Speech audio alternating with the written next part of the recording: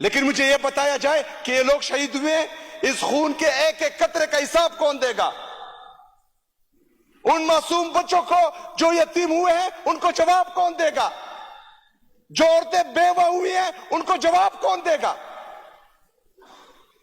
بس ایک فیصلہ آیا مرکز سے، یہاں جو ہے انہوں نے امپلیمنٹ کرنا چاہا، لوگوں کی جانیں چلی گئی۔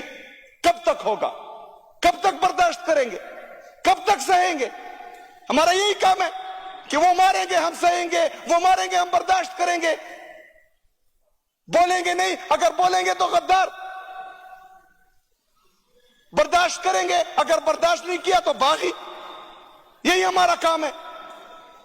جناب اسپیکر،